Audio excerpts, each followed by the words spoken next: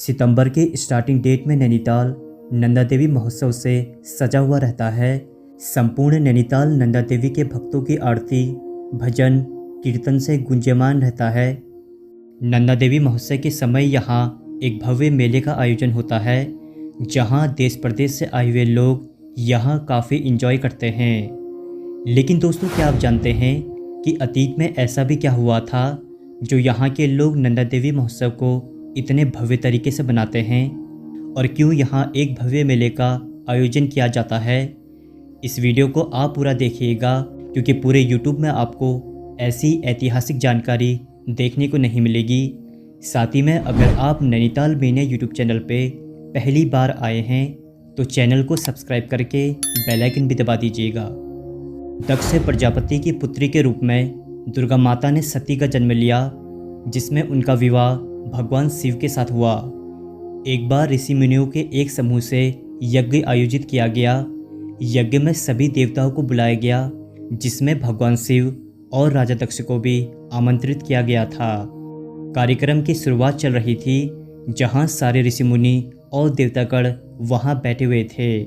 तभी राजा दक्ष सबसे लेट में आते हैं।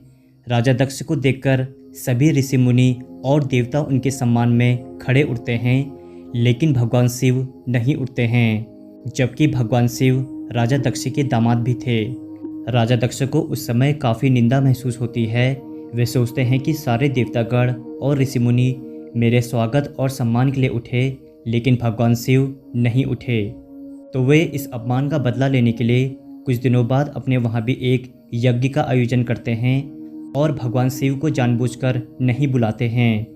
भगवान शिव की पत्नी सती को जब यह पता चलता है कि इन्होंने मेरे पति शिव को नहीं बुलाया है, तो इसका कारण वे अपने पिता दक्ष से पूछती हैं, जहां राजा दक्ष उस दिन का इंसिडेंट उन्हें बता देते हैं और शिव के लिए काफ़ी अपमानजनक बातें करते हैं। यह सब सुनकर सती को बिल्कुल भी सहन नहीं होता है और वे यज्ञ में कूद जाती है और यज्ञ में अपने प्राणों की आहुति दे देती है। भगवान शिव को जब ये सब पता चलता है तो वह गुस्से में आकर अपना तीसरा नेत्र खोल देते हैं और देवी सती का पार्थिव शरीर लेकर सारे भूमंडल में घूमने लगते हैं। सारे देवतागण डर जाते हैं कि कहीं प्रलय या अनर्थ न हो जाए। तब भगवान विष्णु अपने चक्र से देवी सती के पार्थिव शरीर को खंडित करते रहते हैं, ताकि माता सती का शरीर उनके हाथ से समाप्त हो जाए और उनका घूमना फिरना बंद हो जाए। तब भगवान विष्णु के चक्र से जहाँ जहाँ देवी सती के अंग और आभूषण गिर जाते हैं, वहाँ शक्तिपीठों की स्थापना होती है। आपकी इन्फॉर्मेशन के लिए बता दूं कि भगवानों का कोई भी अंग या आभूषण जहाँ भी गिरता है, उसी को शक्तिपीठ कहते हैं। तो जब भगवान शिव नैनीताल के ऊपर से गुजर रहे थे, तो यही माता सती की बायाँ गिरी थी, जिससे यहाँ नैनी झील बनी, जहाँ आज आप इसे नैनीताल के नाम से जानते हैं। जहाँ नैनी का अर्थ आँख और ताल का अर्थ पानी या लेक से होता है।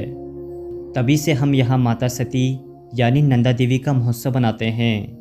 अगले जन्म में माता सती ने राजा हिमालय के घर में पार्वती के रूप में जन्म लिया और घोर तपस्या करके भगवान शिव को पुनः पति के रूप में प्राप्त किया। दूसरी कहानी के अनुसार चंद्रराजा की दो बहनें नंदा और सुनंदा के नाम से यहाँ नंदा देवी महोत्सव मनाया जाता है। इस कहानी के अनुसार चंद्रराजा की दो बहनें नंदा और सुनंदा माता के मंदिर जा रही थी।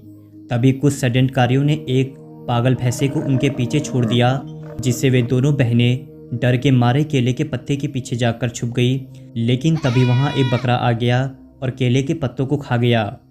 तभी वह पागल भैंसा उन दोनों बहनों को देख लेता है और वहीं पर उन दोनों बहनों को मार देता है। इसलिए जब भी यह पर्व बनाया जाता है तो यहाँ बकरे की भी बलि दी जाती है। नंदा सुनंदा जहाँ हिमालय की पुत्री है, वहीं सुनंदा नवदुर्गा का अवतार है। अब आपको नंदा देवी महोत्सव के बारे में कुछ इंटरेस्टिंग फैक्ट्स बताते हैं। नंबर 1, नंदा सुनंदा हिमालय की पुत्री हैं, इसलिए इनकी प्रतिमाओं को नंदा देवी पर्वत की तरह बनाया जाता है, जिसे काफ़ी लोग आज भी नहीं जानते थे। नंबर 2, अष्टमी के समय जब नंदा सुनंदा का डोला उठाया जाता है, तब संपूर्ण नैनीताल में बारिश हो जाती है। तब ऐसा लगता है कि मानो आसमान भी उनकी विदाई में रो रहा हो। डोला का अर्थ यह होता है कि नंदा सुनंदा नैनीताल से अपने ससुराल जा रही है, जहां उनके जाने से सभी महिलाओं और लोगों की आंखों से ऑटोमेटिकली आंसू आ जाते हैं।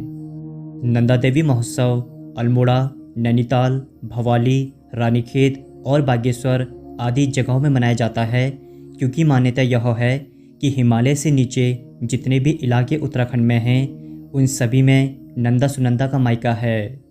क्योंकि यदि हम उसी प्राचीन कथा को माने तो उसी प्राचीन कथा के अनुसार देवी सती के अंग हिमालय के कई हिस्सों में गिरे थे, जिसमें आपका हिमाचल प्रदेश भी आता है।